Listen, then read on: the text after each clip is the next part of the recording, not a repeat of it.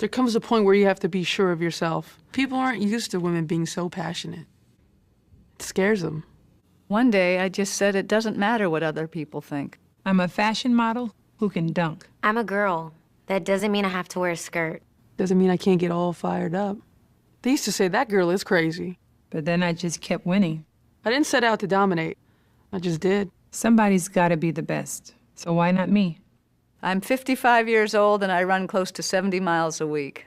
I never felt like quitting. There's something telling me to do it every single day. Just want to play ball. In 2012, Nike released an ad called Voices to celebrate women in sport on the 40th anniversary of Title IX, the landmark that opened the door for female athletes to pursue their dreams through sport. This campaign features stories from 4 female athletes who play by their own rules. Joan Samuelson is a legendary runner and first women's marathon gold medalist. Lisa Leslie is a 4-time gold medalist and WNBA pioneer. Marlon Esparza is a 6-time national champion for USA Boxing, and Diana Taurasi is a 2-time gold medalist and former WNBA MVP. This campaign, Voices, reflects on some of the challenges these incredible athletes have faced on their journeys to greatness and celebrates the passion, commitment, and strength of female athletes everywhere to be the best at what they do. Throughout the video, the voices of these athletes are embraced by young girls who embody the spirit of women of the future, taking up the same play-by-your-own-rules attitude that Lisa, Joan, Marlon, and Diana demonstrate. This attitude will inspire the next generation of female athletes. I believe women deserve to be treated equally to men in sports because we always work hard and push ourselves to be the greatest that we can be. In high school, no one thought my team would make it all the way, and in the end, we dominated and won Suffolk County champions for girls basketball. Overall, I thought this campaign was great in defending equality for women. Nike has also been working to change the game for women in sports for over 40 years now. In the New York Times article, Pay Disparity in U.S. Soccer, It's Complicated, by Andrew Daz, Andrew discusses the huge debate on how the United States women's national soccer team is earning less money than the men's national team. The U.S. soccer team filed the wage discrimination complaint with the Equal Employment Opportunity Commission back in 2016. 5 top players on the women's team accused U.S. Soccer of paying them and their teammates about a quarter of what their players on the men's national team receive.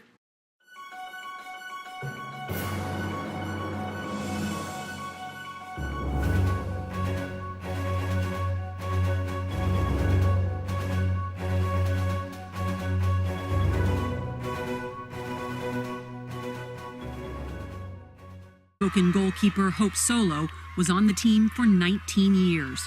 Time and time again, we asked that we wanted to be paid equally to the men. And I'll never You've been asking for that for many years? Yeah, we have. We have. Every time we brought up the men, it pissed them off, it annoyed them, and they'd say, don't bring up the men. Don't bring it up. The women's national team won the World Cup 3 times, pulling in more than $23 million in game revenue. The men's team hasn't won the cup in many years, and they haven't been pulling in as much revenue as the women's team, but they still end up getting paid so much more. The women have a set salary of $72,000 and get a bonus of $1,350 for each game they win. On the other hand, the men operate on a pay-for-play system. The men even get paid $5,000 for losing a game, while the women get paid nothing. These women are putting in the same effort, even maybe more, into this sport. They practice each and every day to reach their goal. Sports don't come easy to everyone, and the fact that these women have won multiple World Cups and still aren't getting the recognition they deserve is truly devastating. Think about this.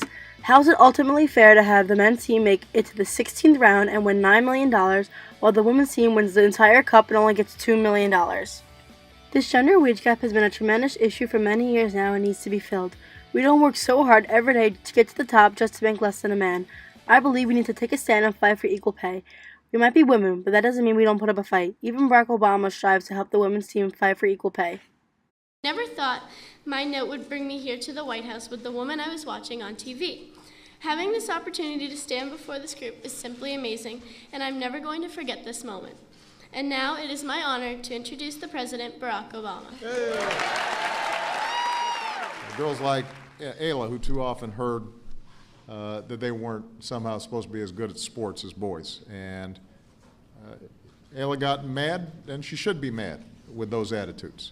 This team taught all America's children that playing like a girl means you're a badass.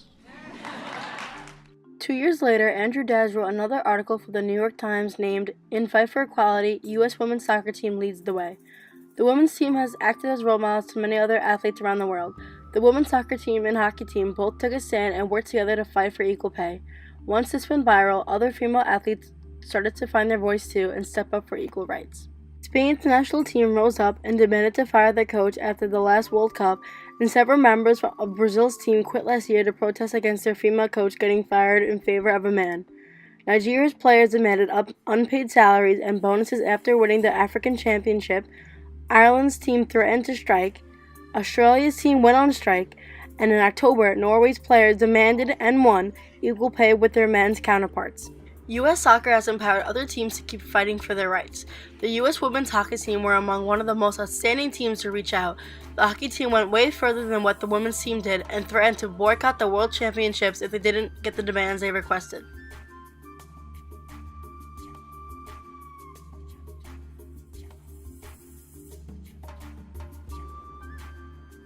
All these teams were taking a stand and fighting for what they believe in. The soccer team inspired everyone to start speaking up and defending themselves to get what they deserve.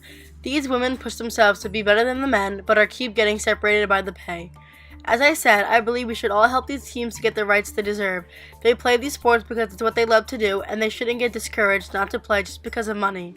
Overall, Andrew Daz wrote 2 great compelling articles that were very informative. I had no idea about this huge wage gap in the soccer community, and now I am willing to stand up with the women's team and fight for what they deserve. Continuing from Daz's article mentioning the women's hockey team, Alex Langone wrote an article for The Time that discussed the team's win for the Olympics and for equality. In 2018, the U.S. women's hockey team brought the country's first Olympic gold medal since 1998.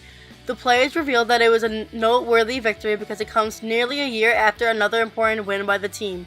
In March 2017, the players boycotted the International Ice Hockey Federation World Championship, seeking equal treatment with the U.S. men's hockey team. The women were ranked number 1 in the world with 3 world championships under their belt, but they were really getting paid a living. The female athletes weren't asking for equal salaries to the male hockey players, but they did want the same investments the men's programs received, such as more resources devoted to marketing for the team and development programs for younger girls playing hockey. It took the United States women's hockey team more than a year to achieve their goal, but in the end they won. They gained travel and insurance provisions, larger bonuses, and an extra $2,000 per player. The women's team didn't just win overnight. They pushed and fought for a little over a year to achieve their demands. They spoke up for what they believed was right, and in the end they got what they deserved. These women should be displayed as role models to other teams who deserve equal indignities to their male counterparts. If you step up for what you believe in the end, it will be worth it. According to BBC News, world number 1 tennis player Novak Djokovic argues that male tennis players should earn more money than their female counterparts because more people watch them play. Djokovic said male players should fight to have more money than women. It all started when the Indian Wells chief Raymond Moore sparked outrage, saying that female players, quote, ride on the coattails of men. He also added that were he a woman, he would, quote, go down every night on my knees and thank God that Roger Federer and Rafa Nadal were born because they have carried the sport. The debate has been raging for years, with many arguing men's matches can stretch to a grueling 5 sets while women only have to play 3 at most. But Djokovic came in from a different angle. The world number 1 argued men should get more on the basis they attract bigger crowds and bigger TV viewing figures. Many condemned Moore's remarks, among them Serena Williams, who said that at the 2015 US Open, tickets for the women's finals sold out well before the men's game. Novak earned $21 million in prize money last year compared with Serena Williams, who only won $10.5 million. They both won the trophy, but in the end, the man got paid more.